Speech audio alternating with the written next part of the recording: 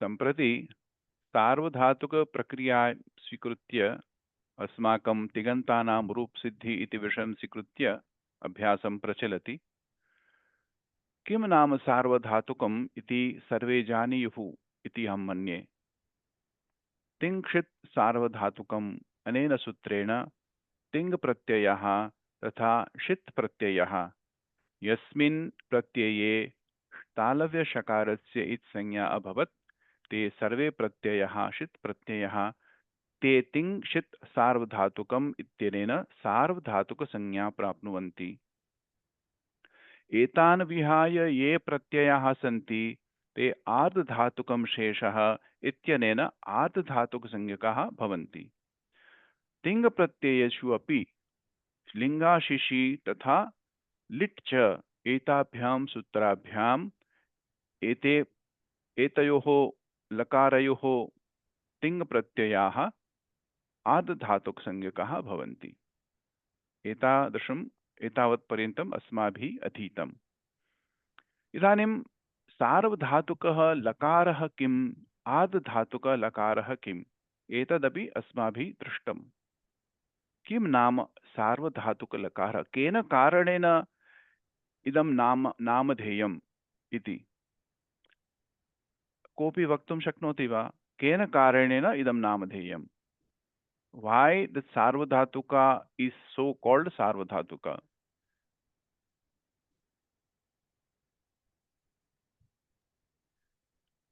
सार्वधातुक प्रत्यये धातुः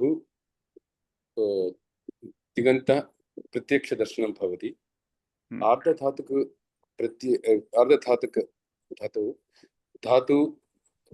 धातु और तिप् मध्ये विकरण प्रत्यय भवति। लकार विकरण प्रत्ययः विकरण प्रत्ययः भवन्ति। उत्तमम्। तर्हि यदा वयम् एकं धातुं स्वीकुर्मः, अत्र भवन्तः अत्र ब्लैंक स्क्रीन द्रष्टुं शक्नुवन्ति वा?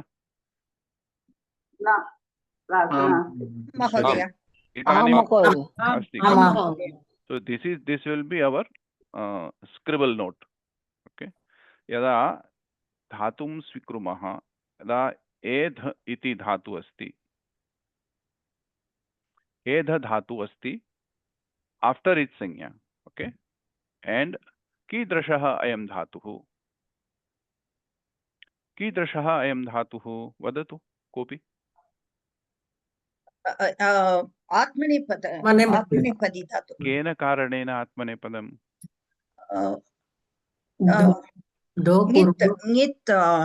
ङित् नास्ति, एध अत्र गकारस्य संज्ञा तु नास्ति। अनुदात्तेतः, उत्तमम्, अनुदात्तेतः अस्ति चेत् आत्मनेपदी प्रत्ययः प्राप्नोति।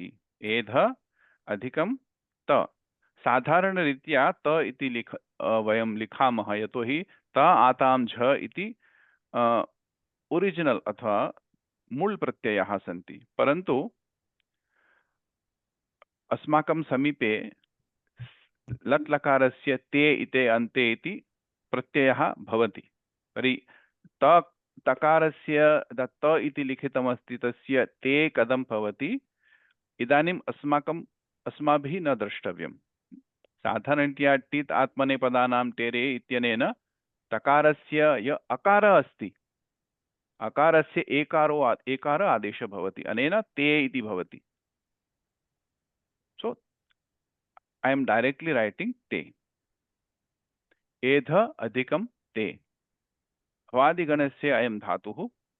कर्तरि मम अपेक्षा अस्ति वर्तमाने लट् इत्यनेन लट् लकारस्य प्रयोजनं मया कर्तव्यं भवति। एध अधिकं ते। So what would be my first step? विकरण Pratyaya Angam. First dhatu sanya. That I have started from the beginning, but no one has told me that you first have to do the dhatu sanya. Otherwise, why would I keep te? Because unless and until I know that I have to use a dhatu, then only I can use the ting pratyaya. Okay. धातुभ्यः युज्यमानः प्रत्ययः सनादिप्रत्ययः कृत्प्रत्ययः विकरणप्रत्ययः तथा च तिङ्प्रत्ययः चतुर्णां प्रत्ययानां योजनं भवति धातुभ्यः। इदानीं विकरणप्रत्यय तथा तिङ्प्रत्ययानाम् अध्ययनं वयं कुर्मः। सो यावत् पर्यन्तं कोऽपि शब्दस्य धातुसंज्ञा न भवति तावत् पर्यन्तं तस्य अस्यां प्रक्रियायाम् उपयोगः अपि न भवति। अस्तु। So first has to be a dhatu sanya. What is the sutram? What is the sutram? Bhuvadayo dhatavaha. Tamam. So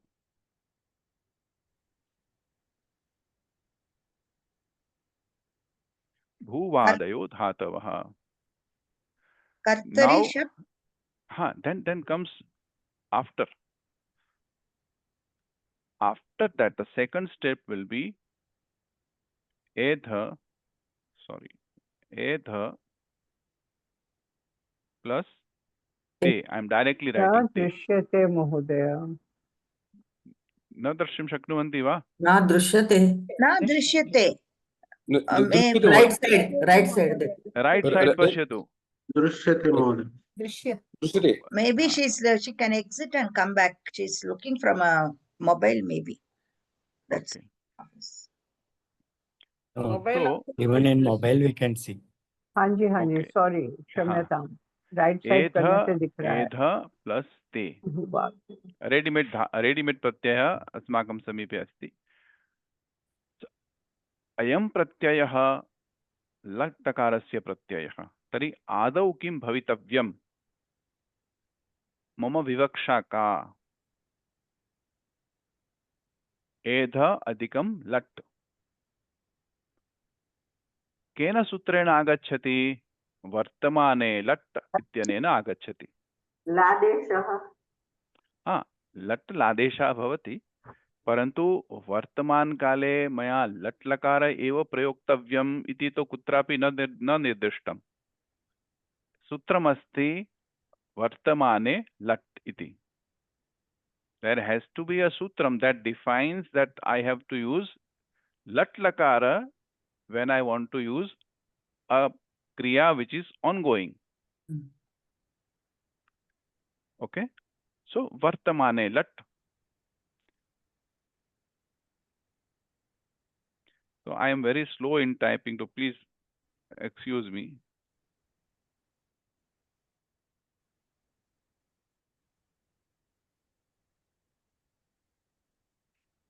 I am trying this first time so that it will be easier for you. दोषाः दोषानां कृते क्षमां भवेत्। वर्तमाने लट् इत्यस्य सूत्रेण लट् लकार भवति। यदा लट् इति लिखामि चेत् अनन्तरं लस्य इति सूत्रेण लादेशाः भवन्ति। अत्र तिप्तझि तो सर्वं सूत्रमस्ति, तिप्तझि सिप्तस्थ, परन्तु तङानाम् आत्मने पदम् अस्माभिः अधीतम्। तङ् तथा आन् इत्यनयोः आत्मनेपदी रूपाणि भवन्ति प्रत्ययः। So एध plus te. Now this is a lat lakara kartrivachya, not karmani. Now can anyone help me to, because we have studied the 11 steps so far. Now what is the next step? Now we have to bring the angam, because for te, ed is the angam. We have to add the vikarana pratyaya before the thing pratyaya. Uttamam. Edha. What is the vikarana pratyaya of bhavadi gana? Bhavadi for that akara. Shap iti. Akara iti na vaktavyam. तस्य इत्संज्ञा भूत्वा अकारो भवति। पकारः इत्संज्ञा भूत्वा तस्य लोपः भवति। परन्तु आदौ तो शप् इति वक्तव्यं खलु? अस्तु शप प्लस ते ते। एध शप ते। इदानीम् अङ्गः अङ्गं किम् इति वदतु। एत् और शप् द्वयमपि ते अस्य अङ्गं पूर्ण भविष्यति अङ्गं हलन्तदकारस्य स्थाने। Now when I am putting तत् te, अङ्गः। when I am putting te after the pratyaya, what is the definition of pratyaya? Can anyone say? We have already learned that in the sanya. Pratyayascha, pratyayah, parascha, आद्युतः आद्युदात्तश्च। प्रत्यय हमेशा पर में होता है, धातु अथवा प्रकृति के बाद में। परः परः आदि उदात्तश्च, उसका पहला वर्ण है वो उदात्त होता है। यदि तुमुन प्रत्यय लगाएंगे तो तू है वो उकार है, वो उदात्त है, आदि उदात्तः।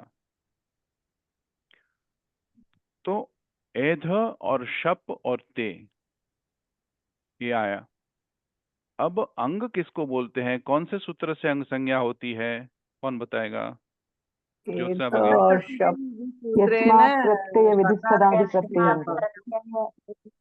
ज्योत्सना भगिनी किंचित उक्तवती वा? तदेव अङ्गसंज्ञा उक्तवती। हाँ, अंगसंज्ञा अस्माभिः करणीया। यस्मात् प्रत्यय विधिस्तदादि प्रत्ययेङ्गम् इत्यनेन शपः कृते, शपः इति प्रत्ययः खलु? शपः इत्यस्य विधानं प्रकृति परे क्रियमाणम् अस्ति। Because of its a pratyaya, so it parascha, so it settles after the prakriti.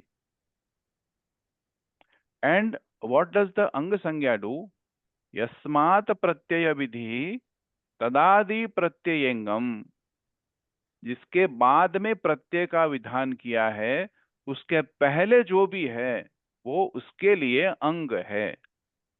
अत्र पश्यतु शपः कृते एध इति अंगस। Now it no longer remains a dhatu, it becomes a ang as soon as it gets a pratyaya. And te is also a pratyaya, but it comes after. So for te, the combination of edha and shap दोनों मिलाकर के जो रूप होगा वो ते के लिए अंग होगा। अवगच्छन्ति वा एतावत् पर्यन्तम्? इदानीम् अग्रे गच्छतु। शपः इत् संज्ञा भूत्वा के काभ्यां सूत्राभ्याम् इत् संज्ञा भवति?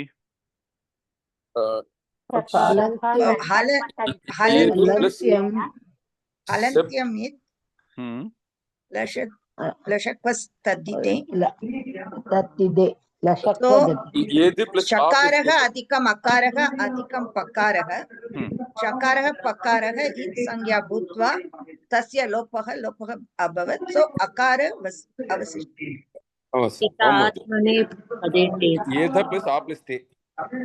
इदानीम् इदम् अकारः, अयम् अकारः अस्ति, तस्य गुणः कीदृशः?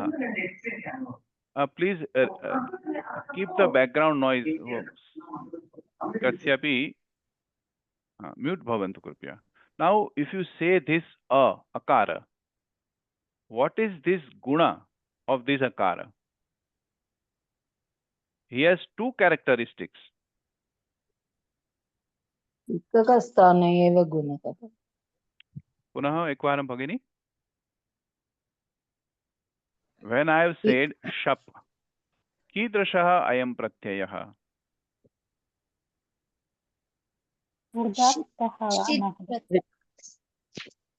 पित् प्रत्ययः। Shit and pit. हाँ, shit and pit, because तालव्य शकारस्य इत् संज्ञा भूत्वा शित् प्रत्ययः, शित् प्रत्ययः अस्ति, अनेन सार्वधातुक प्रत्ययः अस्ति। Understand why I am going through this way? Because it is a shit pratyaya, because shakaratsa ityanga bhavat, anena shit pratyaya bhavati. Tingshit sarvadhatukam anena sutrena sarvadhatuk संज्ञकः भवति। Now pakarasya पे एक संज्ञा जाता, अनेन अयं प्रत्ययः पित् भवति. Okay, so what is this character is what we are saying is an akara, but this akara has two characteristics. This akara is a sarvadhatuka akara and pakara is a pit akara. Let us say akipit. So now there is a sutram comes which is an ankarya. Can anyone please tell that? We have done so many times. For pit, this thing we get the guna sanya. No, but what is a sutram? Ado sutram kim bhavitavyam? First step क्या?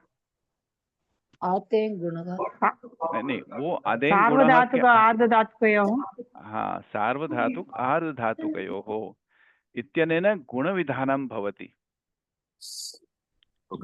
So that सार्वधातुक आर्धधातुकयोः इदं सूत्रं किं करोति?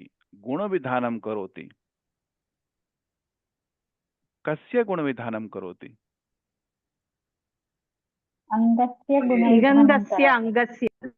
इगन्तस्य अङ्गस्य गुणविधानं भवति. Now why I am repeating this ever and always again, because this is your basic, the structure. Because if it is not correct, or if it is not properly understood the entire prakriya, you will not be able to build the building on it.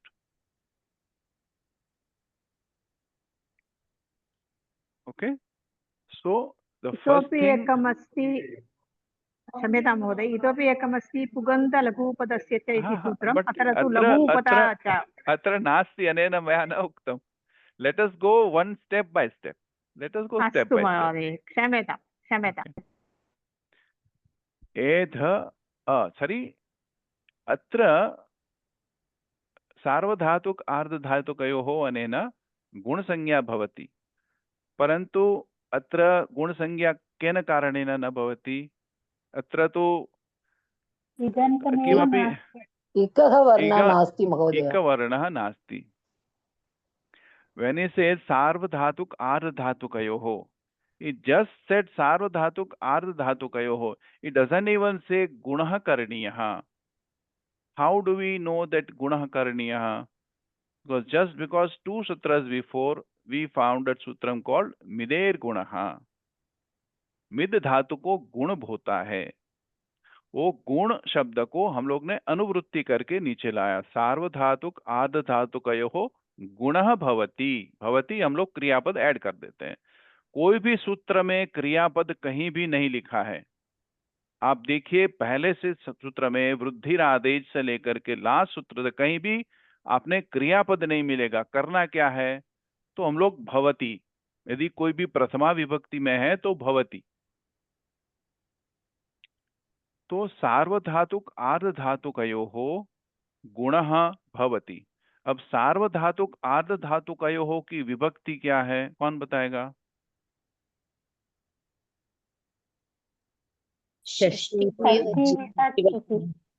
Bhavani भगिनी मा वदतु इदानीं. षष्ठी द्विवचन महोदय. केन कारणेन षष्ठी द्विवचनं वदतु? सार्वधातुक आर्धधातुक द्वयः अस्ति. इसमें षष्ठी न भवति. षष्ठी स्थाने योगा. वयं तस्य स्थाने किमपि न कुर्मः. I am not changing anything in the place of the shap vikran here. What I am doing, the affecting is the before, not at the place of the sarvadhatuk and ardhatuka. Right? I am doing because of sarvadhatuk and ardhatuk pratyaya. I am doing this work. तर्हि सप्तमी द्विवचनम्. सप्तमी द्विवचनम्. सार्वधातुक आर्धधातुकयोः परे यदा भवति तर्हि इदं कार्यं भवति. इदं कार्यम् इत्युक्ते गुणो भवति.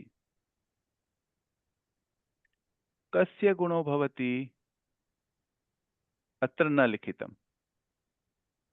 So we go for first or for 1.1.3 इको गुणवृद्धि. इकस्थाने गुण अथवा वृद्धि भवेत्. सर्वदा यत्र कुत्रापि न उक्तं कस्य गुण अथवा वृद्धि भवति, सर्वदा इकः आगच्छति, इक आगच्छति, मम गुणवृद्धि भवति, अन्यस्य न. So keep this in mind.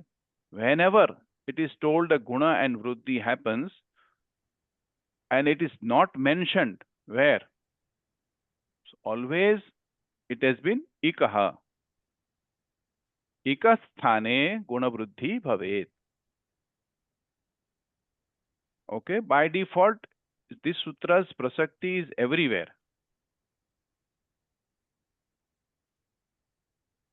Ikasthane guna vruddhi bhavati, parantu atra ik nasti kutrapi. There is no question of guna and vruddhi. So we have to just add everything. Edha, the first, here the anga karyam. The anga karyam will be edha. Now the edha will becomes the anga of te. Now mind that te is not a pit pratyaya. I will come to it, the pit pratyayas. So if it will not affect any guna vruddhi, it will rather bar if there is any guna vruddhi is happening. So we just have to join edha te. That is the rupam. Edha te. Now had it been te ite,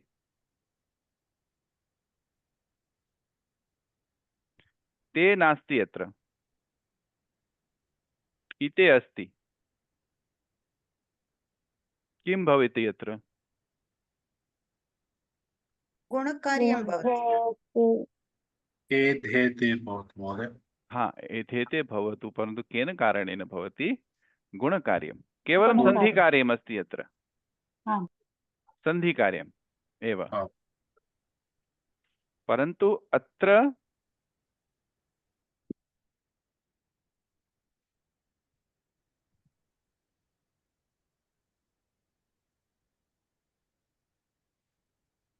किं भवनीयं, किम् अभवत्? एधन्ते. एदन्ते एव भवति. भवानी भगिनी इदानीं न भवती प्रौढा छात्रा अस्ति. मम सकाशे सर्वे, वयं सर्वे किञ्चित् बाल्यावस्थायां स्मः. एधे प्लसन्ते. सवर्णदीर्घसन्धिः भवति. सवर्णदीर्घं न भवति. न भवति, किन्तु महोदय पृष्टवान् खलु. न रूपम् अहमपि जानामि, एधन्ते भवति, परन्तु why it is not savarna dirgha here? Because edha is an akaranta shabda, akarantangam, and there is an akaranta ajadi pratyaya asti. akare pare yada akar agacchati tari to vruddhi bhavati eva.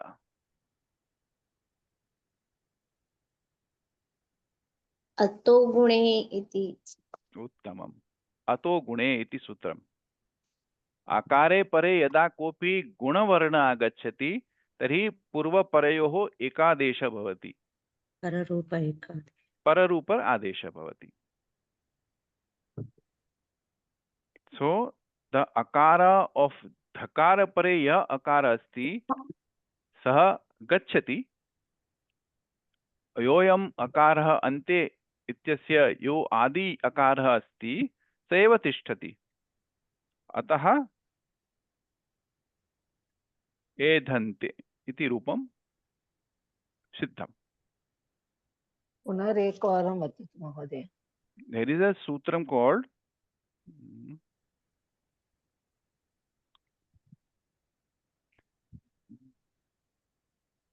ato gune. So it is basically ataha gune. अत शब्द किसको बोलते हैं? अत हम लोग ने आगे देखा है, अत तपरस तत्कालस्य, इसमें अत किसको बोलते हैं भारती जी? ह्रस्वाकारम् एव।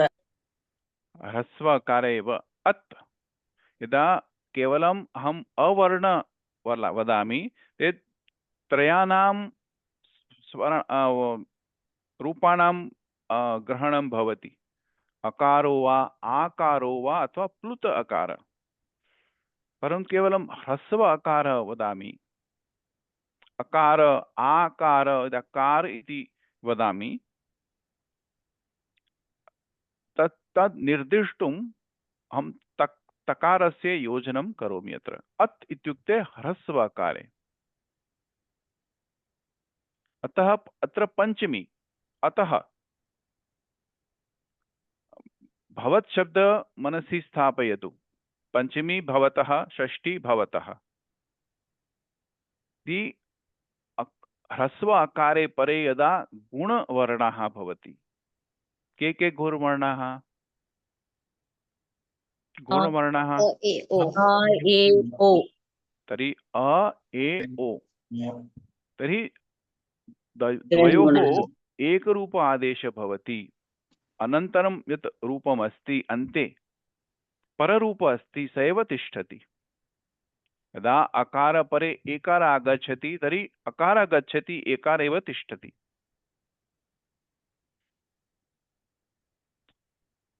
अवगच्छन्ति वा? आम् महोदय। महोदय पुनः एकवारं, why is it doesn't become a savarna? सवर्ण दीर्घ न भवति because this sutra restricts the prasakti of savarna dirgha, this thing, sutram. Ato gune, because if this is a very limited scope, if hrasva akare pare guna varnaha agacchati chet purva parayoho ekadesha pararupa adesha bhavati. It has a very limited scope, so it takes as a priority. So the pararupa means the after letter. हाँ, अकारे जरि अकार अस्ति अत्र, तस्मात् परं यदि अकार आगच्छति वा एकार आगच्छति वा ओकार आगच्छति तर्हि अकारः न अवशिष्यते, केवलम् अकार एकार अथवा ओकार यः अस्ति स एव तिष्ठति।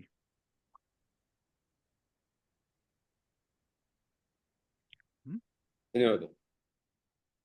अस्तु, पुनः अत्र आगच्छामः।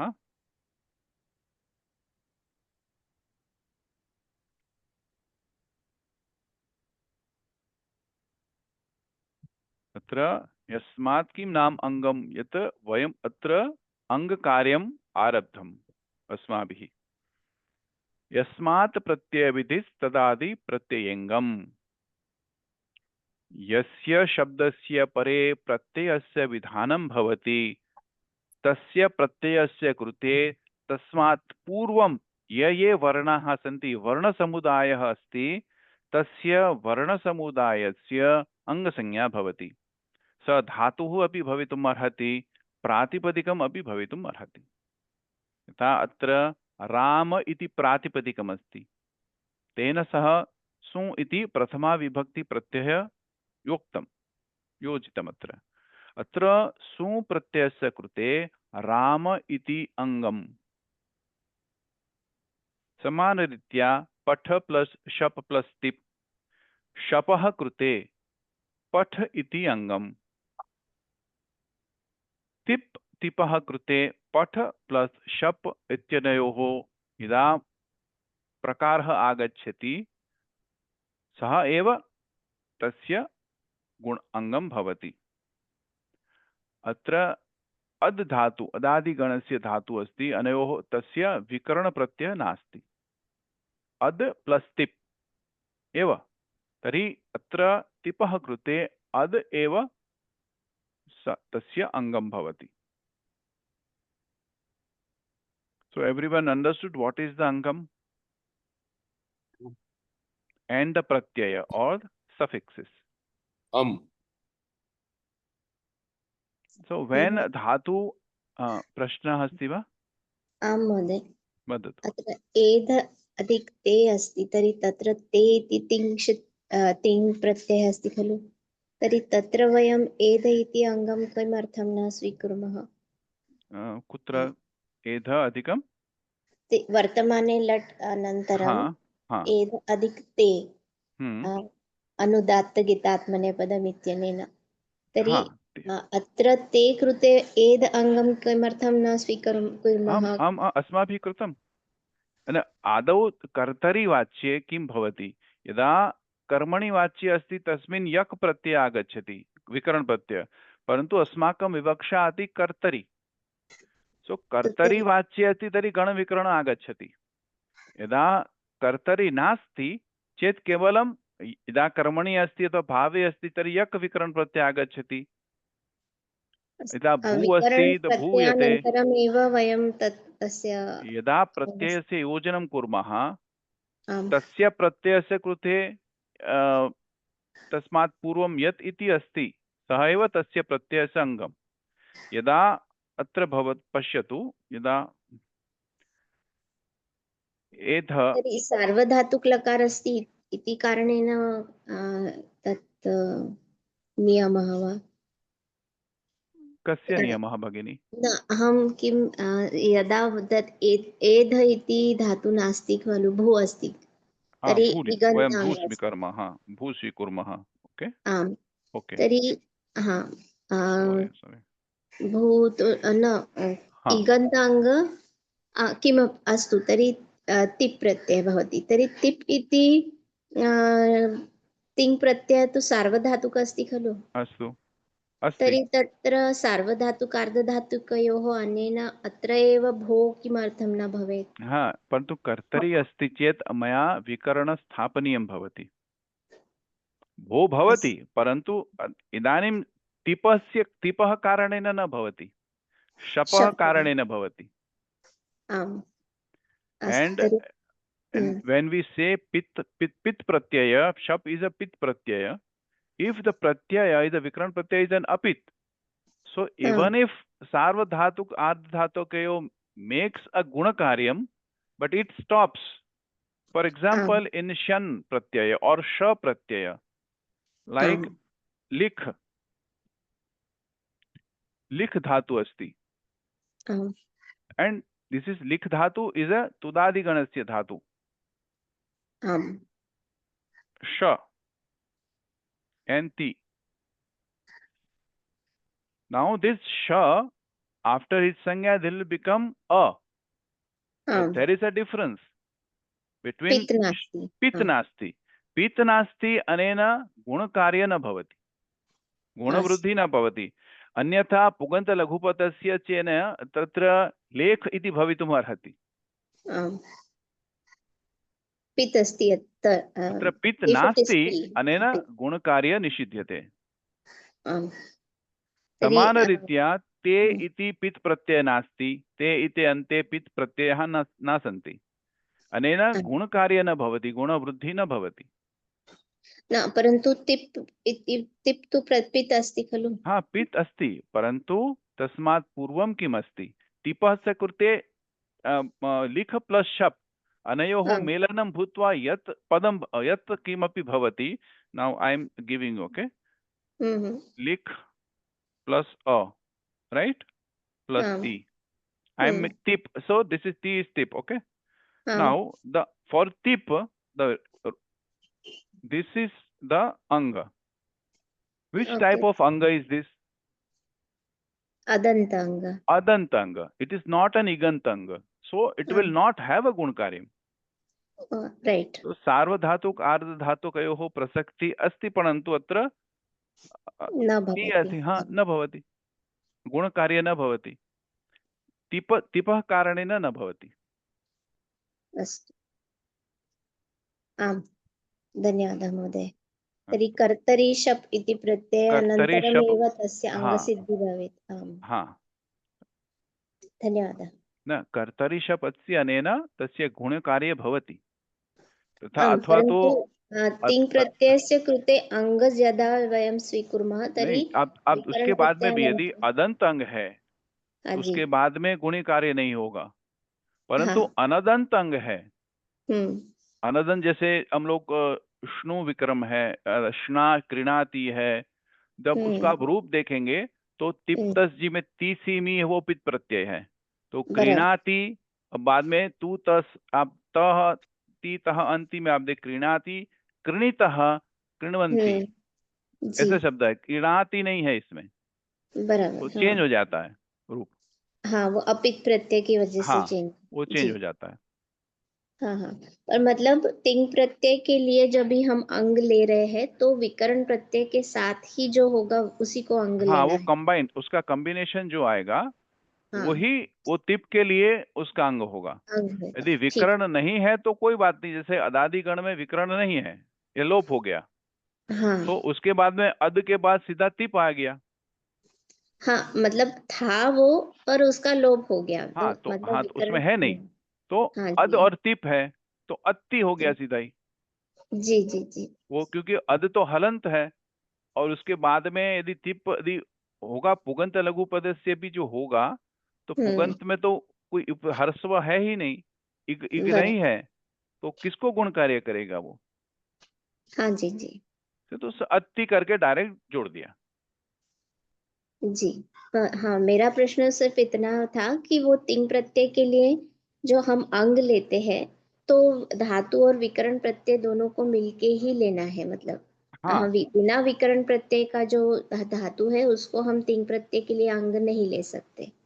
नहीं, सिर्फ हाँ खाली, क्योंकि ये प्रत्यय में जब आप ती के लिए आप यदि आप शप को लीजिएगा, क्योंकि ती के आपके हिसाब से ती के लिए शप भी एक अंग हो गया, हाँ, सही बात।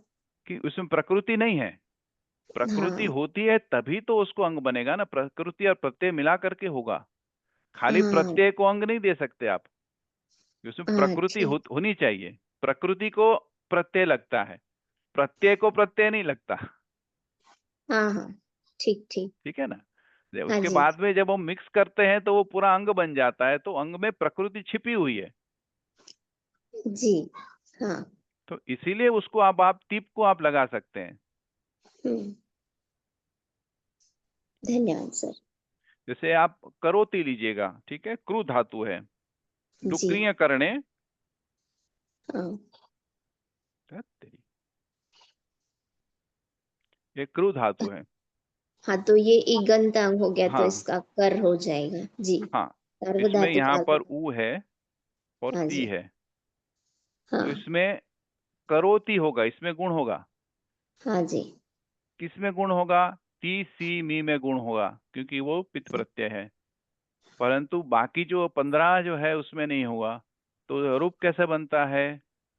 करोति कुरुतः कुर्वन्ति, उसमें करोति कुरु करोतु करोतः नहीं बनता है, कुरुतः बराबर बनता है, क्योंकि उसमें गुण कार्य नहीं है। जी। ती सी मी पित प्रत्यय है, तो इसमें गुण हाँ कार्य होगा। हाँ, करोषि तो ये जो इसमें कुरुथः। ऊ है ये तो अर्धधातुक प्रत्यय हो हाँ, गया तो ना। सार्वधातुक आर्धधातुक से गुण कार्य तो हो अर्धधातुक सकता है, क्योंकि ये जी।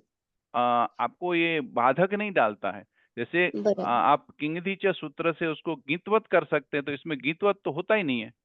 बराबर। अभी हम पढ़ेंगे सार्वधातुकम अपित सूत्र से, जो सार्वधातुक प्रत्यय में जो प्रत्यय पित नहीं है उसको हम लोग अपित मान करके उसको गीतवत कर देते हैं। और किंगति च सूत्र से क्या करता है, जो गीत प्रत्यय होते हैं उसको गुण वृद्धि निषेध होती है।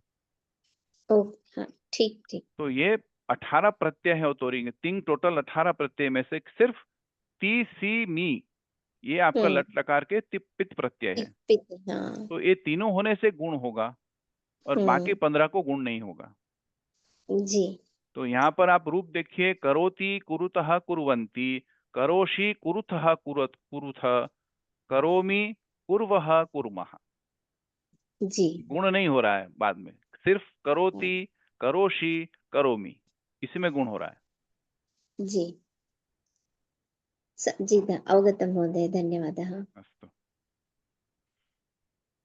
अत्र किं द्रष्टव्यं, यदा गणस्य अथवा धातोः तथा विकरणस्य मेलनं भवति, किम् अस्माभिः द्रष्टव्यं? धातोः अन्तः द्रष्टव्यम्। अजंत धातु अस्ति वा हलंत धातु अस्ति?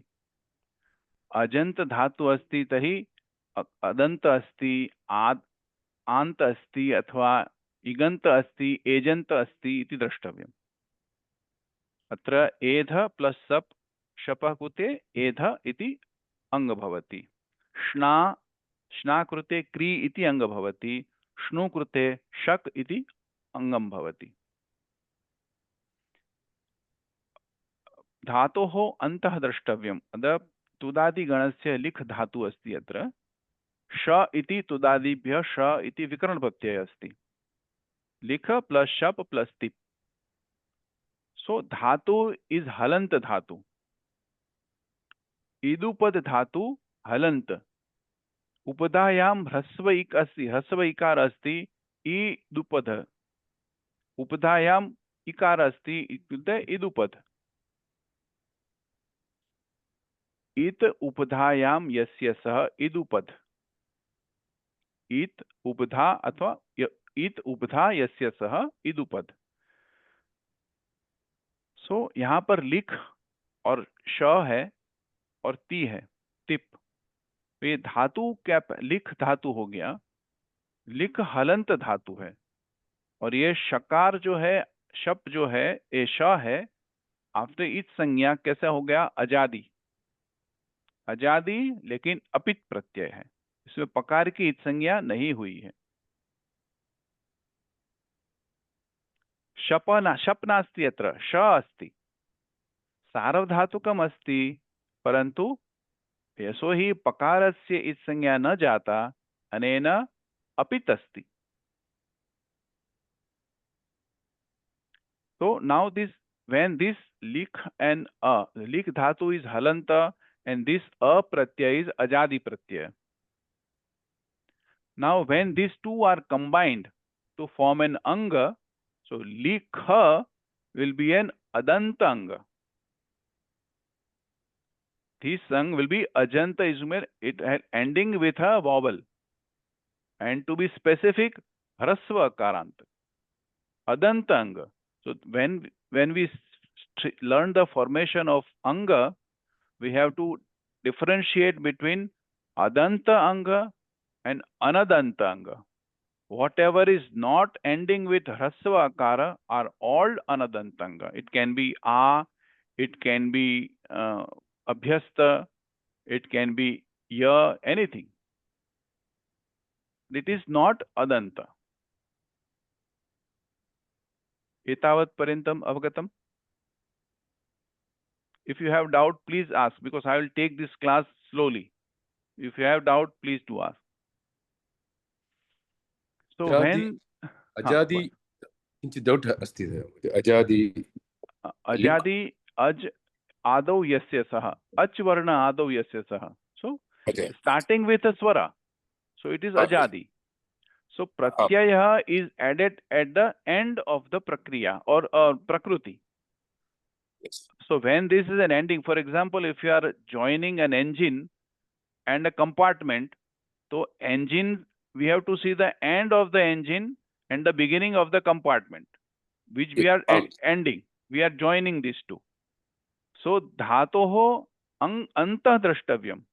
धातुः कीदृशः धातु अस्ति? अजंत धातु अस्ति अथवा हलंत धातु अस्ति? तादृशमेव यदा प्रत्ययः अस्ति तर्हि अजादि अस्ति अथवा हलादि अस्ति। अज अंत यस्य सः, अज आदौ यस्य सः। Starting with a swara or starting with a vyanjan, consonant. Yes. So now these two combines to form a adanta anga. Correct. Because likha plus a, so this ending with an akara, hrasva akara. So this anga will become adanta anga.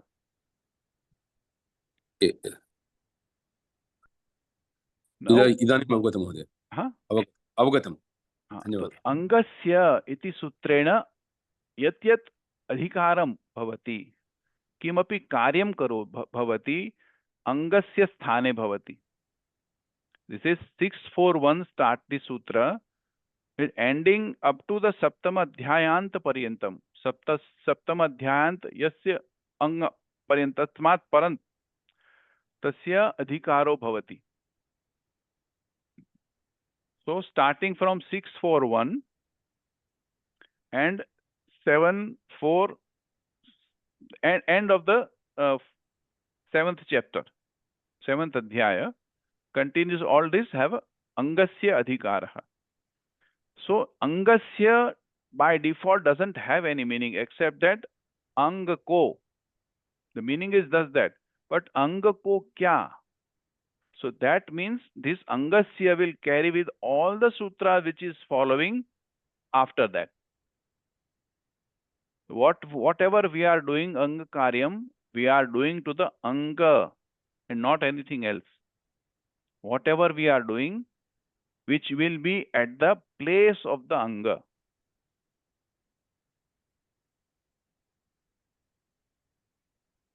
Angam dvividham bhavati adanta angam yatha purvam drashtam, ending with hrasva akaranta yatha bhavadi gane asti bhu plus sha plus and bhavati bhava iti. Divadi gane div plus shan divya iti. अत्र यकार अस्ति, यकारे परे अकार अपि अस्ति. शकारस्य इति संज्ञा भवति शन प्रत्यये. अनेन धातुः प्रत्ययः षित् अस्ति, सार्वधातुक अस्ति. परन्तु पकारस्य इति संज्ञा नास्ति, अनेन प्रत्ययः अपित् अस्ति. गुणकार्य न भवति.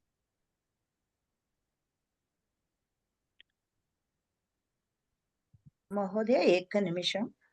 This bhu adhikam shap, how did it become bhava punah ekvaram?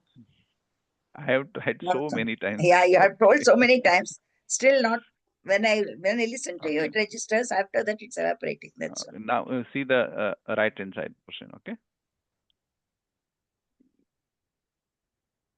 Bhu shap ti.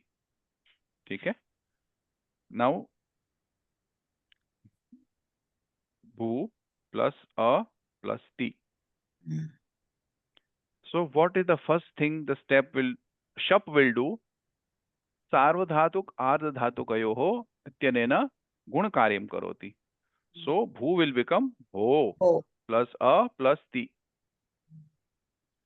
Now echo yavayavaha. Okay. Antavant. Idanim avagatam mahodaya. Plus a plus ti. Bhavati. Okay. Astu. Dhanyavada. So four characters, four ganas will have adantanga, and sixth will be have anadantanga.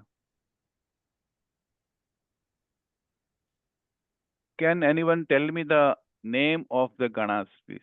10 ganas we have.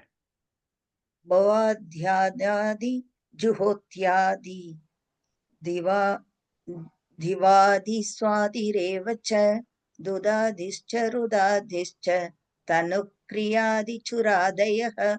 Uttama. So 1, 4, 6, 10, I think you are mentioning those ganas which will have 1, 4, 6, 10 will have a adantanga, and rest all will have anadantanga. So div plus shan, atrapi shakarasya sanya bhavati, nakarasya sanya bhavati, yakara eva stichati. Yakara tatsanantaram akara api asti. So divya iti bhavati.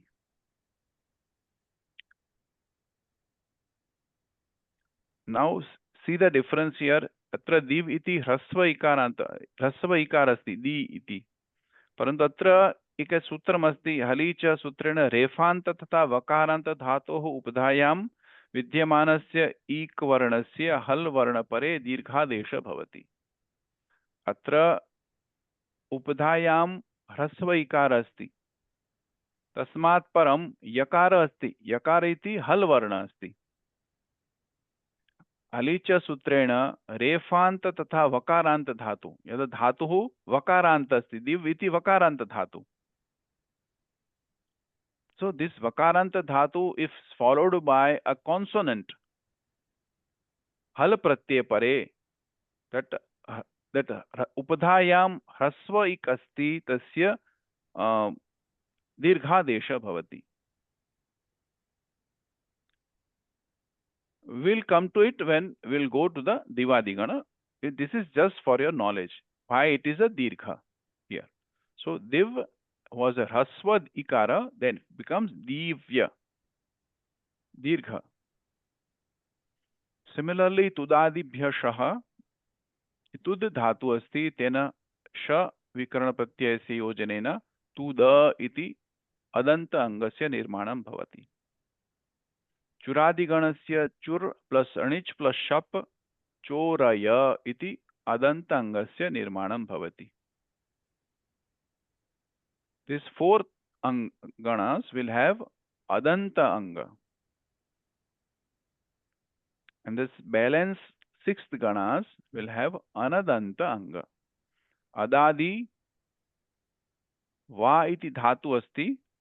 Adadi gane shapluk anena kevalam va eva tishtati. Atra a iti asti khalu. Tari anga bhavati akaranta anga bhavati. Rudhadibhya shnam. Atra shnam iti vikaran pratyaya kinchita special asti. Kena karedana shnam iti likhitam asti. We have done that before. Because everyone is shna, shnu iti ajanta likhitam asti. Atra shnam iti asti. Please give a little bit of thought here. He has ended with a halantyam, with a makara as an it sangya varna. What does it signify? Dhatuhu vadatu bhagini. अत्र मिदचोन्त्यात् परः वा मिदचोन्त्यात् परः अनेन अंतिम अचः परे अस्य भवति. It will not fall between tip and dhatu. It will not fall between this. But see, the rudha dhatu asti atra and the sham vikrana pratyaya asti. So it will not be rudhashna. That shna shakara is sanya bhavati, makara is sanya bhavati. The nakara will come between ru and na. Okay? Because midachontyat paraha iti numagam bhavati. That's not numagam, but that mit asti anena antim achaha pare agacchati.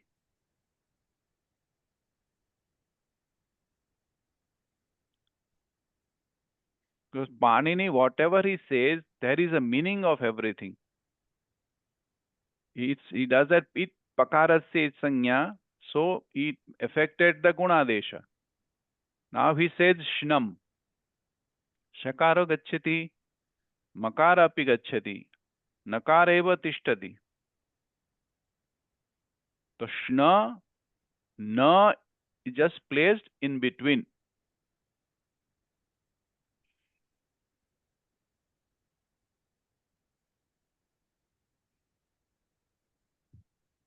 Now, swadibhya shnu. Chi shakara gacchati, chinu iti rupam bhavati. Ukaranta rupam. Kriyadibhya shna, kri plus na, krina iti agacchati. Akaranta. Tanadibhya u, tana plus u, tanu iti punah ukaranta. So, all these five angas, dhatu, will have anadanta anga. Similarly, juhotyadi ganasya dhatoho dvitvam bhavati. Abhyasta dhatavah bhavati. Abhyasta anga bhavati. So, abhyasta anga asti chet anadanta bhavati. Da dhatu asti, da dada bhavati, dadati. Dada iti angam bhavati. Abhyasta angam. Atra hu dhatu asti. शप विकरण तस्य श्लू भवति, लोपो भवति, अनेन जुहु इति रूपम भवति, अंगम भवति। तो इट इज एन उकारांत, दिस नॉट एन अदंतांग। उषा भगिनी क्लिष्टा भवति वा? उषा शर्मा महोदय हाँ, समझ? बीच में हमारा कट गया था तो बहुत मुश्किल से नेटवर्क स्लो है तो ये समझ नहीं आया। क्या नहीं आया समझ में? यही जो आप अभ्यस्त बोल रहे हैं, इससे पहले भी जो आपने बताया है। अभ्यस्त किसको बोलते हैं?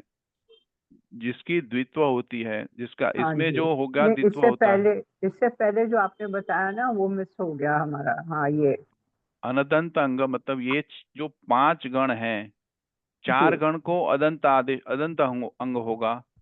वादी, दिवादी, तुदादी और चुरादी, ये 4 गण में जो अंग होगा धातु को, विकर्ण ऐड वो अदंत। करके अदंत होगा, ह्रस्व जी आकार अंत में होगा।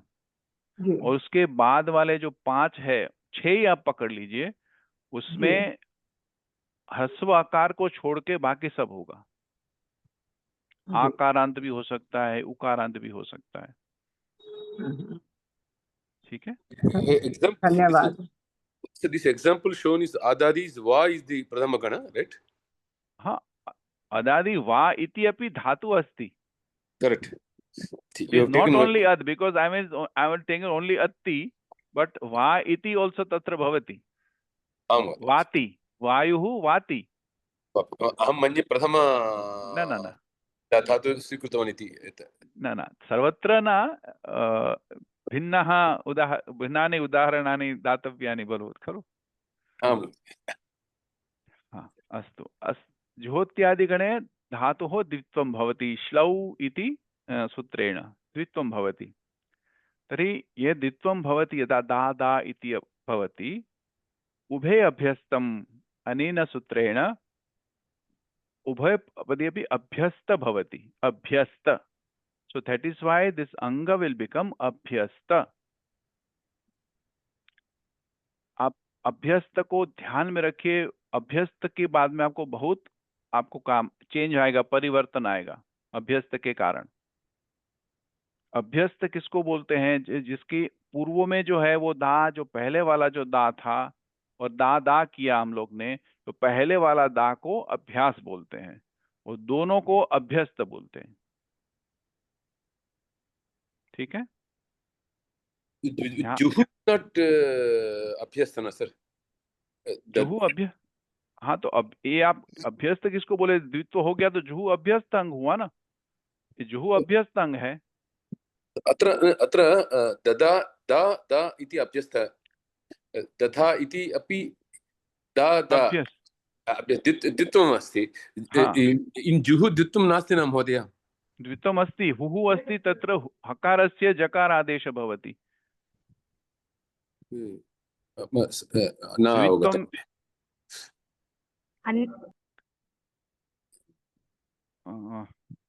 अन्यत् एक सूत्रमस्ति। एक सूत्र, हाँ, एक और सूत्र है जिसके हिसाब से इसमें जो जो कवर्गीय है उसको चवर्ग दादा कुहोश्चु सूत्र है।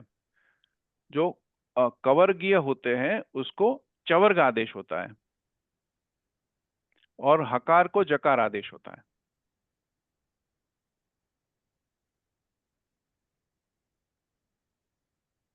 तो हु जुहू, दा ददा, दा दा और ददा, धा धा धा दधा। हम लोग द्वित्वम आगे पढ़ेंगे पूरा। ये हम लोग सब सन्नंत पढ़ा रहे थे, तो मैंने पूरा डिटेल से उसका पढ़ाया था, द्वित्वम कैसे होता है।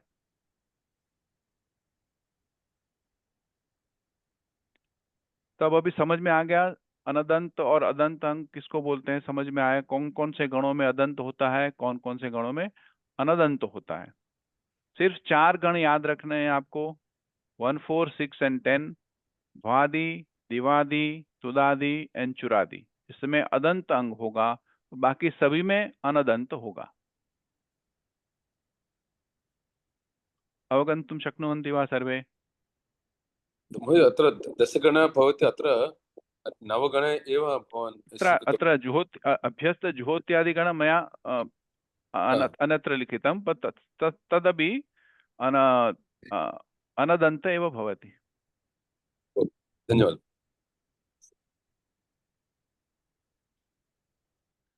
अङ्गस्य पञ्चोपाङ्गकार्याणि, पञ्च उपाङ्ग भवति। किं किम् अस्माभिः करणीयम् अङ्गकार्ये? गणानुसारेण धातुना सह विकरणप्रत्ययस्य योजनम्। यदा विकरणप्रत्यय कर्तरि अस्ति चेत् विकरणप्रत्यय गणविकरणप्रत्यय आगच्छति। यदा प्रत्ययः सार्वधातुक अस्ति चेत् गणविकरणस्य प्रयोगं भवति। सार्वधातुक किन्तु आर्धधातुकप्रत्ययस्य कृते गणविकरणस्य आवश्यकता नास्ति। Because in a Rit Lakara, we don't add the Gana Vikarana, but we just add the Lakara Vikarana Pratyasya. In the case of Lut Lakara, we add Tas. Okay? Kasminnape Gane Dhatu Bhavatu Gana Vikaranasya Avashyakata न वर्तते. So, गणविकरण कुत्र आगच्छति? सार्वधातुक प्रक्रियायां कर्तृवाच्ये एव भवति।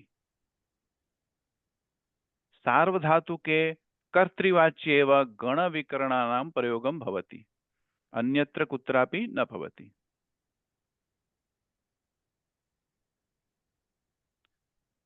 सार्वधातुके कर्तृवाच्ये एव गणविकरण भवति।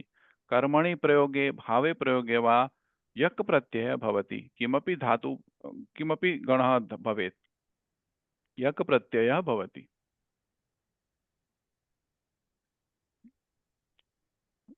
एतावत् पर्यन्तम् अवगतं खलु? First step is addition of गण विकरण प्रत्यय इफ देयर इज अ सार्वधातुक प्रत्यय एंड कर्तरि वाच्य। सेकंड इज अ प्रत्ययादेशः। धातोः यदा किमपि धातुः प्रत्यये किमपि परिवर्तनं करोति न वा इति। If two people come together and sit together, both will try to influence each other. Sometimes one person will influence other, sometimes that person will influence the second person. Similarly here, when the dhatu and the pratyayas are added, or here in case of a vikarana pratyaya, sometimes there will be a change in the pratyaya because of the dhatu, and sometimes there will be a change in the dhatu because of the pratyaya. Lakaranam sthane, now we are first starting with a pratyayadeshah. Lakaranam sthane ting pratyeshu parivartanam. नकाराणां स्थाने तिङ् प्रत्ययः अस्ति। लोट् लकारे तिप्त झि इत्येतेषां स्थाने क्रमेण तु ता ताम् अन्तु इति आगस्य भवति। Because of a lot lakara, there is a parivartanam in the pratyaya. Si thane hi adesha bhavati, dhi adesha bhavati. So there is a change in the pratyaya. So it is pratyadesha. धात्वादेशः यदा प्रत्ययस्य कारणेन धातौ परिवर्तनं भवति, धातोः रूपं परिवर्तनं भवति। सार्वधातुकप्रत्यये परे यदा गुणो भवति, समानरीत्या अन्यापि उदाहरणानि सन्ति। दंश स्वंज स्वंजां शपि, शप प्रत्यये परे दंश संज स्वंज एतेषां नकारलोपः भवति। दंश अस्ति तर्हि दश भवति, दशति इति भवति। दंश इति धातु अस्ति, परन्तु शपि परे, शप विकरण प्रत्यये परे तस्य नकारस्य लोप भवति। We will come, this is just I am giving the examples where these are applicable, where they are going the dhatva desha. It's because of the pratyaya that there is a change in the dhatu itself. So dansha dhatu will become dash. Sanja dhatu will become saj. And now shan pratyaya pare. When there is a shan pratyaya, okaranta dhatoh okarasya dopo bhavati. ओतश्यनि इति सूत्रम्. शन प्रत्यये परे अत्र show इति धातु अस्ति. शन प्रत्यये परे ततत् तीयति तत्र लूपं किं भवति? शति. ओकारस्य लोपो भवति, शकार एव अवशिष्यते. श प्लस य प्लस ति शति. अत्र पश्यतु, शो अति शकारात् ओकारयोः मध्ये ओकारः गच्छति, शकार एव अवशिष्यते. तत्र यकारः यो तथा ति इति योजनेन शति इति रूपं सिद्ध्यति. I am just giving you examples of the pratyayadesha. Will come in detail when we take the particular dhatu, okay, or the this pratyaya shan divadi gana when we'll do the divadi gana. So these two are examples of pratyayadesha. There is a change in the pratyaya, sorry, dhatuvadesha, because there is a change in the dhatu or the rupa of a dhatu because of the pratyaya.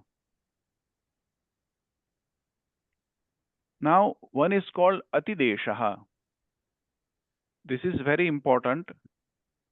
Atidesha is meaning you have to make someone believe that yada sa napi asti sa eva asti iti bhavitum arhati. For example, I will give you an example. For example, when we do a Ganapati puja or Gauri puja, we take a supari, what we say, a betel nut in place of a Ganapati. If just before the puja, the betel nut was not a Ganapati, but when we put it in the puja and we do the puja, then after it becomes a Ganapati and we do the pranamas to the Ganapati, to the betel nut itself. Understanding that this itself is a Ganapati, although it is not a Ganapati. So this is an atidesha. जो चीज जो नहीं है उसको वो चीज मान लेना, वो अतिदेश है. यदा गौरी अन्यत्र गौरी गणादि अपि पूजा भवति, तस्मादपि यदा गौरी नास्ति तथा गाय का गोबर जो होता है, गोबर को हम लोग गौरी रूप में स्थापना करते हैं. पहले तक वो गोबर था, लेकिन गौरी के रूप में यदि उसमें स्थापना हो गई तब वो गोबर नहीं है, वो अब गौरी है. वो लोग हम लोग पूजा के बाद उसके भी हम लोग दर्शन करेंगे, उसको भी प्रणाम करेंगे, because it is no longer a गोबर नाउ. जिससे हम मान्यता देते हैं. हाँ, जिसको हम लोग मान लेते हैं, जो वो नहीं है. पहले जब मूर्ति नहीं थी, कोई भी मूर्ति आप लीजिए, शंकर की, राम की, तो वो एक पत्थर था. जब तक कोई दुकान में है वो पत्थर है. आप लाते हैं घर में, मंदिर में उसकी स्थापना करते हैं, तब वो पत्थर नहीं रहा. आप उसमें भगवान को देखते हैं, वो पत्थर वो भगवान बन गया. वो अतिदेश है, तब आप पत्थर नहीं मानेंगे उसको, उसी को भगवान समझ करके उसकी पूजा करेंगे. तो उसको वो जो नहीं है प्रतीक समझेंगे, उसी को वही हम लोग भगवान का रूप मानेंगे. तो इसको अतिदेश बोलते हैं. जो चीज जो नहीं है उसको वो मान लेना, वो अतिदेश है. अब इसका हम लोग कहाँ पर उपयोग करेंगे वो आप देखिए. जब किंगतीच सूत्रम हम लोग पढ़ेंगे, जैसे ये सार्वधातुकम अपित, ये सूत्र है. सार्वधातुकम अपित में हम लोग अभी, जिसमें हम लोग ने बोला था लट लकार के 18 प्रत्यय में से केवल 3 प्रत्यय है वो पित्त है, तिप सिप और मिप, ती सीमी। बाकी 15 है वो अपित्त है सार्वधातुक में। तो बाकी 15 को क्या करना है, बाकी 15 को सार्वधातुकम अपित्त बोल करके उसको ङित्वत कर देते हैं। ये उसका मान लेते हैं कि वो यहाँ पर ङकार की इच संज्ञा नहीं हुई है। ककारस्य कवर्गस्य पंचम वर्ण ग, तस्य इच संज्ञा न जाता अत्र। इसमें कहीं पर भी आप ङकार नहीं मिलेगा आपको। फिर भी हम लोग मान लेते हैं कि इसमें गकार की इच संज्ञा हुई है, और गकार की इच संज्ञा जब प्रत्यय में होती है तो वो गुण कार्य को निषेध करता है। कित और गित धातु, कित और गित प्रत्यय होते हैं, वो गुण और वृद्धि कार्य को बांधता है, निषेध करता है। तो इसीलिए हम लोग ये 15 को हम लोग मान लेते हैं। सार्वधातुक में बोलिए, हम आर्धातुक हम लोग टच नहीं कर रहे हैं अभी। सार्वधातुकम अपित, सार्वधातुके ये प्रत्ययः अपित प्रत्ययः सन्ति ते सर्वे प्रत्ययः ङित्वत् भवति। हम लोग मान लेते हैं ये गित्वत है, ये गित प्रत्यय है 15। क्यों मान लेते हैं भाई गित्वत, क्या कारण है उसका? ये सूत्र आएगा किंगति च, ये सूत्र आपको आएगा, ये किंगति च सूत्र आएगा तो उसको गुण और वृद्धि निषेध कर देगा।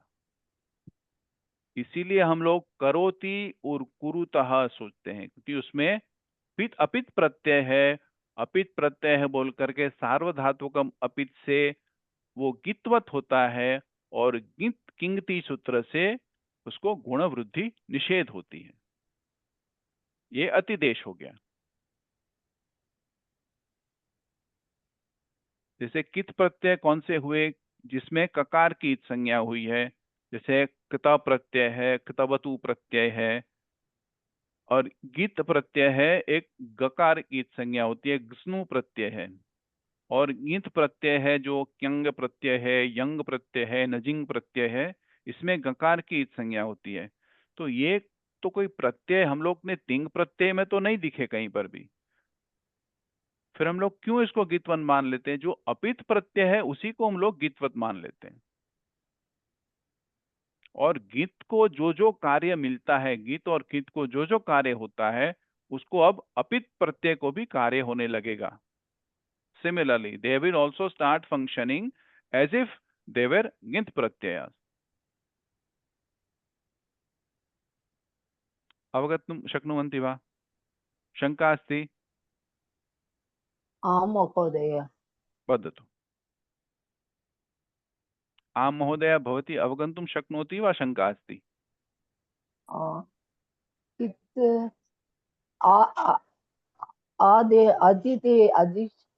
अतिदेशः। I don't understand this.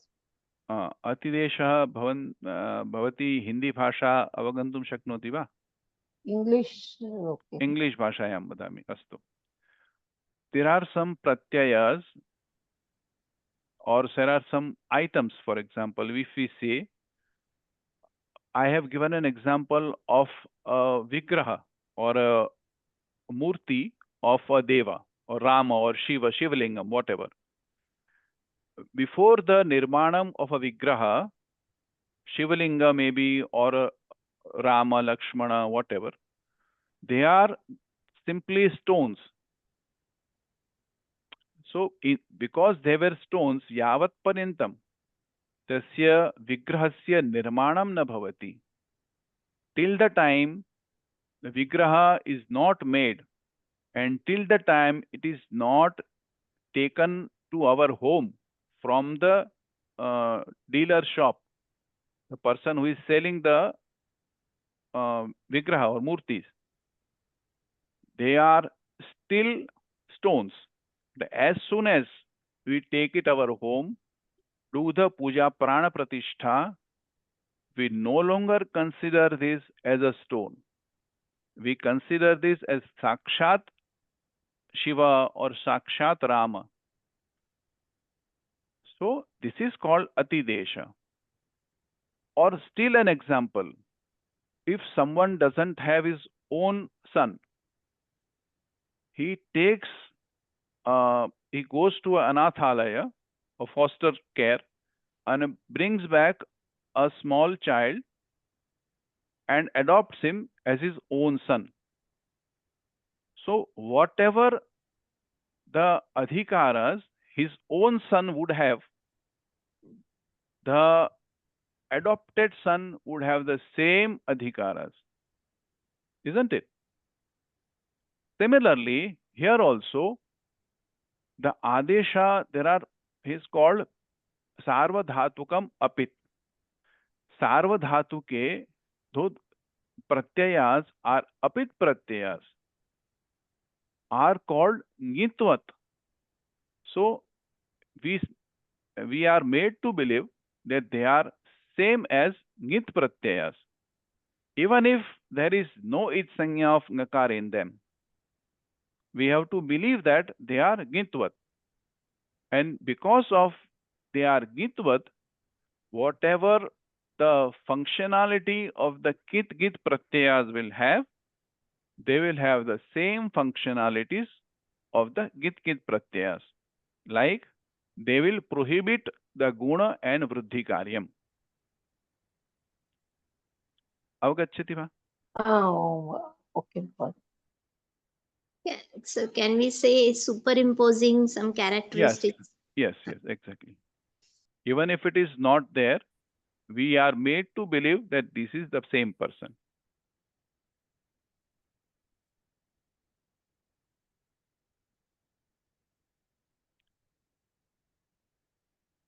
Now, pratyadesha also affects dvitvam. Because of a pratyaya, the dhatu gets dvitvam. There are 5 different types of pratyayas will affect dvitvam. Like lit lakare, san pratyaya, chang, yang, and shlu. These 5 pratyayas will affect dvitvam in the dhatu. So there is a change in the dhatu because of this pratyayas. Even if dvitvam is a pratyadesha.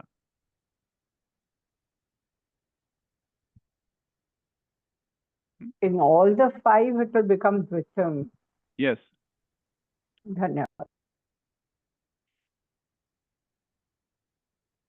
Gam dhatu in lit lakar will make jagama. Ramaha vanam jagama. So gam dhatu gam gam gakarasya jakaradesha gajagama iti bhavati. San pratyay api sanantanam abhyasam asmabhi kritam khalu. Pipatisati. Pipatishati. Pat pat. Pipapat pipat. Pipatishati iti rupam.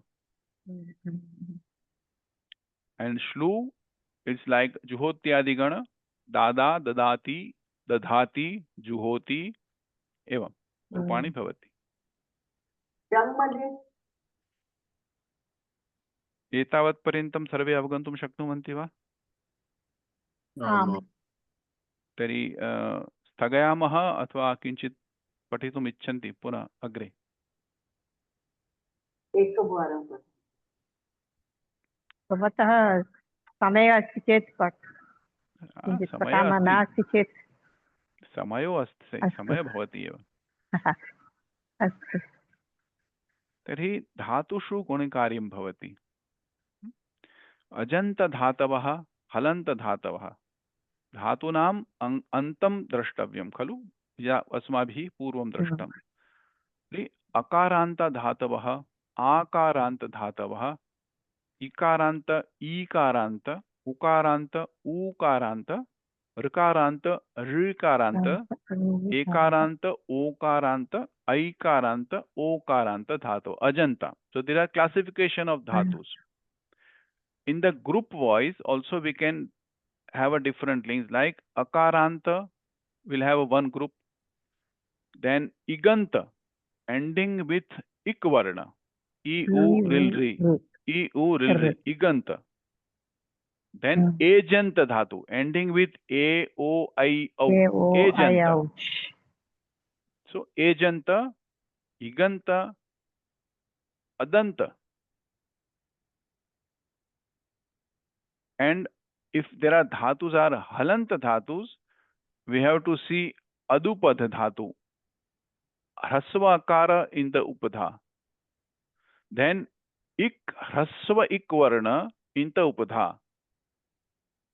And avashishta, which doesn't have either hrasva akara or hrasva ik varna in the upadha. Because if there is a hrasva ik varna, we'll do the guna karyam. Which sutram? Anyone? Which sutram does the guna karyam in the upadha? Hrasva laghuik. Puganda lagu padasya. Puganta laghu padasya cha. Padasya cha.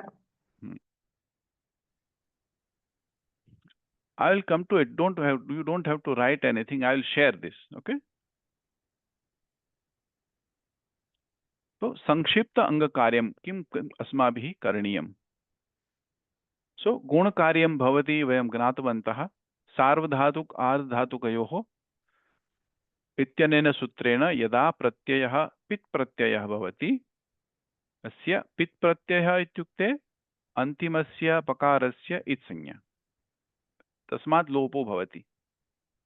शप्, टिप्, मिप् इत्यादयः धातवः. आहत्य 90 सार्वधातुक प्रत्ययः भवन्ति. 90 सार्वधातुक प्रत्ययः. 74 तिङ् प्रत्ययः भवन्ति. 74 तिङ् प्रत्ययः. 18 into 4 are 4 lakaras ko. 18 into 4 parasmipadi, atmanepadi total. And there are 2 additional pratyayas in the lot lakar called tat. Tat, bhavatu bhavatat, gacchatu gacchatat. Evam. So there are 74 ting pratyayas, 7 vikarana pratyayas, 9 krit pratyayas like shatru, shanach, itadasha. 7 vikarana pratyayas, shap, shan, shnu, ete vikarana pratyayah, sarvadhatuk pratyayah. Total 90 sarvadhatuk pratyayah bhavanti. Now eteshu kevalam chaturdasha pratyayah eva pit pratyayah bhavanti. Out of 90 ting 74 ting pratyayas or 90 sarvadhatuk pratyayas, only 14 pratyayas are pit pratyayas. That you have to remember. There is no other alternatives. So if you remember these 14 pratyayas, all other are by default apit pratyayas. And apit pratyaya means nitvat bhavati, na guna bhavati, na bhavati.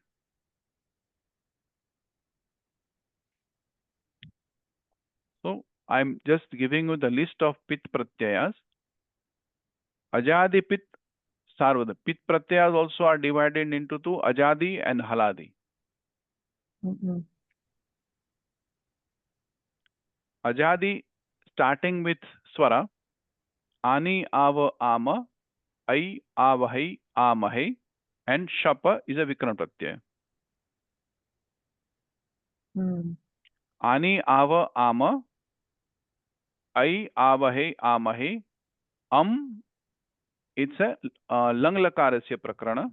Ani, ava, ama, lot lakarasya prakarana, vikarana.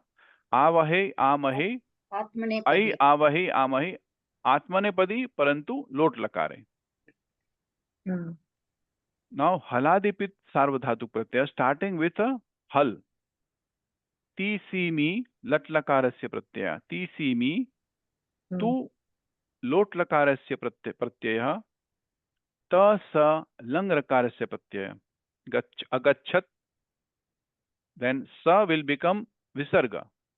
Agacchaha. So there are only 14 pratyayas you have to remember. तीसीमी, तू त स, ani ava ama, I avahe amahe, shap and This only you have to remember 14 pratyas and obviously the ting pratyas. You have to remember. क्षम्यतां महोदय, तू sorry, तू तकार सकार इत्यन् please again tell. तू तस, तू प्रत्ययः भवतु लोट् लकारे भवति खलु. तू ताम अंतु शून्यतात्तम त ani ava ama. This is a pratyaya. So when you said gacchatu, gacchatu, it's called tu pratyaya. So that's tu will become a pit pratyaya.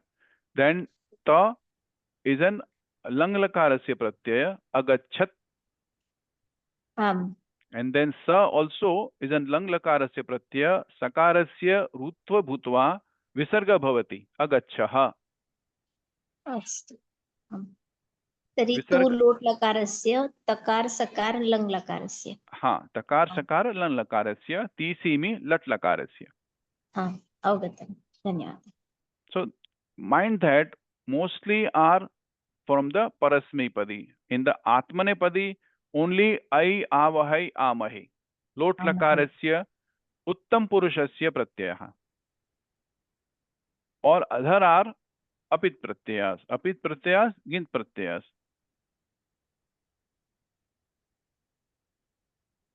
So pit pratyayas we have divided into two, ajadi and haladi.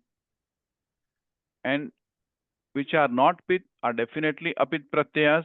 They are also divided into ajadi and haladi. Like ajadi apit, anti, ante, e, ethe, ithe, ete. Haladi apit, se, te, se, dve, vahe, mahe. They are all haladi apit. We'll do the pratyayas. I'll show you the pratyayas so we can have an idea. We have a lot of travel to do before we reach the pratyayas, and I require everyone to remember the pratyayas. Okay. These are the pratyayas. Adantasya angasya pratyayah. Parasmepadi pratyayah. Atmanepadi pratyayah. So you are all supposed to remember these pratyayas. Ti taha anti, si tha thaha, mi vaha maha. Te ite ante, se ite dve, e vahe mahe. Similarly, in the lot lakara, tu ta tam antu, shunya ta tam ta, ani ava ama, tam itam antam, swa itam dhvam, I amahai amahai. All these are marked in red are pit pratyayas. Lang lakara, ta tam an, visarga tra sa tam ta, va ma. Ta sa will be pit pratyayas. Ta itam anta, ha ha itam dhvam, I vahimahi. Atmanepadi pratyayas. Vidhiling lakare, it itam yuhu, ihi itam ita, itha, and iyam, iva, ima. Then Atmanepadi, ita, iyatam, iran, ithaha, iyatham, idhvam, iya, ivahi, imahi. Now, if I add a vanda dhatu, so how easy when you prepare the anga, it will be very easy to just add the pratyayas in whatever four lakaras you take. Okay. Take a example of vidhiling lakara, atmanepadi. Vanda plus vidhiling lakara. Vanda plus ita. Vandeta. Vandeta. Vandeyatam. Vanderan. Vandeethaah, vandeyatam, vandevahi, vandemahi. Easy. So you have to remember these pratyayas, and as soon as we finish the anga, our 90% job is done.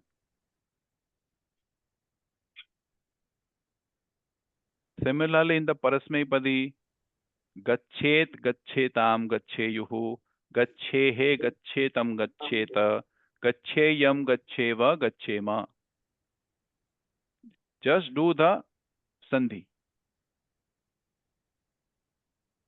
You have to do nothing else except sometimes ato gune, and in this uttam purusha dvivachan and uttam purusha samay uttam purusha ekvachan, dvivachan and बहुवचने किंचित रूपाणि परिवर्तनं भवति. अस्तु तर्हि अत्र स्थगयामः. कोऽपि प्रश्नः अस्ति चेत् पृच्छन्तु. न महोदय.